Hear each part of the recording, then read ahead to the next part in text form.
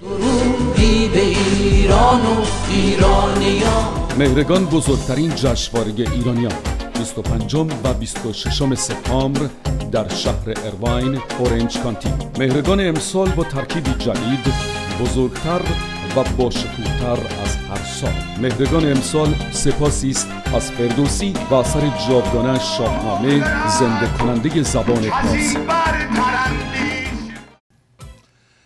با سلام و درود فراوان به بینندگان عزیز خوب شبکه جهانی ایران تیوی، من الکس بروشی هستم. امیدوارم که تا به حال از برنامه‌هایی که دیدین و شاهد اون بودین خوشتون اومده باشه. امروز من در استودیو هستم به خاطر اینکه میخوام راجع به مهرگان و برنامه‌های مهرگان که در روزهای 25 و 26 سپتامبر در اورنج کانتی، شهر ارواین اورنج کانتی برگزار میشه براتون یه مقدار صحبت بکنم و از خبرهای جدیدی که در رابطه با مهرگان هست صحبت بکنیم. قبل از اینکه هر چیزی بگم اجازه بدین که خدمتتون بگم که بلیط‌های ما هم اکنون در تمام مراکز ایرانی هست و شما میتونید بلیط‌های خودتون رو تهیه بکنین، چون قیمتش الان میتونین $23 توی مغازه‌ها و فروشگاه‌ها بخرین، ولی روز جشنواره $30 هست و اگر خانواده‌های بزرگی بخوان بیان توی این برنامه شرکت بکنن و بیان در جشنواره مهرگان، سیوینگ خیلی خوبی خواهد بود براتون. بلیط از هم اکنون در کلیه مراکز ایرانی فقط $23. روز برگزاری جشن $30. اورنج کانتی مهرگان، جشن همگان.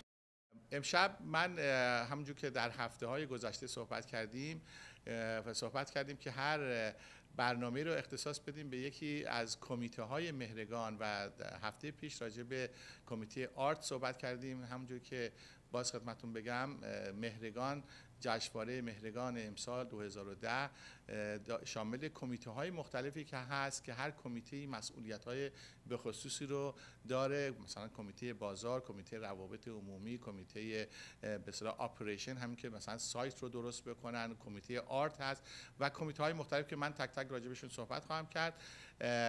کمیته که امشب میخوام راجع بهش صحبت کنم کمیته استان‌ها هست که ما میدونیم حدود 15 تا استان‌های ایران رو در مهرگان امسال ما پرزنت میکنیم یا ارائه میدیم که دوستان ما واقعا در چند ماه گذشته دارن زحمت میکشن و واقعا روی این برنامه خیلی دارن کار میکنن که بتونن به وجه خیلی باشکوه این استان‌ها رو ریپرزنت بکنن و دوستان ما از استان‌های مختلف ایران با این کمیته همکاری دارن که من یک ویدیویی درست کردم با این دوستان، مصاحبه‌هایی داریم که خدمتتون معرفی کنیم.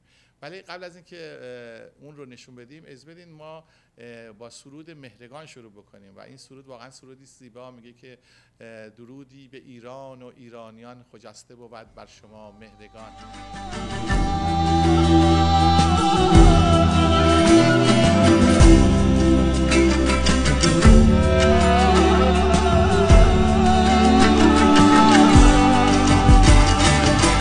بخوان تو ز آیین دیرین سال که بر تو بود مهرگان نیک فال.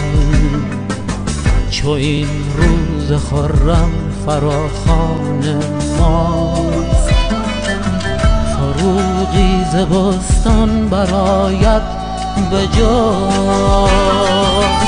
درودی به ایران و ایرانیان، خجسته بود بر شما مهرگان.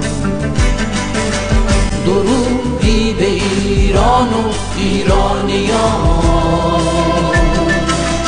خجسته بود بر شما مهرگان.